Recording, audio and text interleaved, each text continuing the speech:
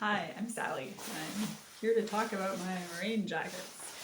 In specific, the North Face Venture 2 2.5 layer jacket, Columbia Outdry Extreme, a Frogg's Toggs, and an Outdoor Research Helium. So I'll start with the North Face jacket.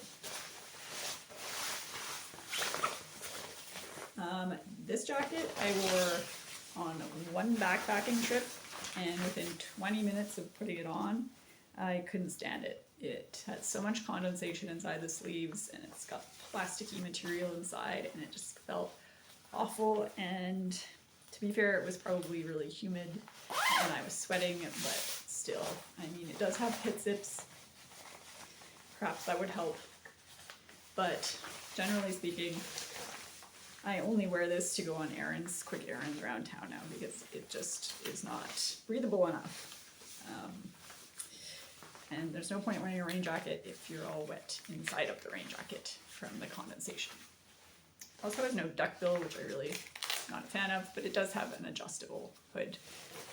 So I can't complain too much. It's a nice color. And it's got some kind of reflective stuff integrated into it, so it would have been great if it hadn't gathered condensation like that. Next I tried the Columbia Outdry Extreme, which is a really strange patented material that I think only Columbia uses. It's kind of an odd looking jacket. It's only one layer, although it does have this mesh on the front. But as you can see, it's this fabric it's not plasticky. It feels really nice against your skin. Even if you have bare arms underneath. Everything is good quality about it, but it is very expensive. It does not have pit zips. That being said, I got it on sale and I would buy it again probably because it is waterproof. Only one time I felt water come through was after hours of being in the rain on the West Coast Trail. I did notice it came through a bit, but very impressive performance for a rain jacket. Not the lightest or the most compact though. So, also over time, the surface starts to flake off. There's some kind of scaly material on it, which you can see there. And especially on my shoulders, where my backpack straps are, that had started to flake off a lot, which I suspect has compromised the waterproofness. I feel like this jacket was made more for people working outside, not for people who are carrying things that are rubbing against the jacket all day. Okay. Next, the Helium Outdry. So this is an ultralight jacket, really popular, affordable, compacts so small. However, it's honestly just not waterproof. Like, I wore it one day, I think, in actual rain. I feel like it lasted about 10 minutes before I was just all wet. Maybe better to use as a windbreaker or, just in case there's a bit of a sprinkle. But this is not really a real rain jacket. I do like the hood. It's got a good ink on it. And it's got this little pocket that's pretty handy, but honestly, kind of pointless.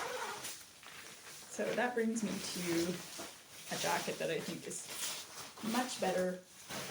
It's also ultralight. It is the Frogg Toggs. So popular with the ultralight community, I believe. Very cheap. I think you can order the set of pants and jacket for about $40 Canadian on Amazon. It is ugly as sin, as you're about to see, but it works. It's very light, it's very compact, it's very waterproof, and the fabric inside is soft. Again, it doesn't stick onto your bare skin,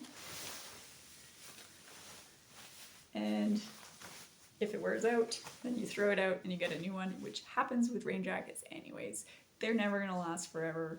At least this is probably producing a lot less waste than a fancy Gore-Tex jacket, and at a fraction of the price. So Obviously, you're not going to want to rely on just one of these if you're going hiking for months or something, but this is honestly a very strong choice out of the 4 rain jackets I have. I would say if space and weight is at a premium, I would bring this. If money is at a premium, I would bring this.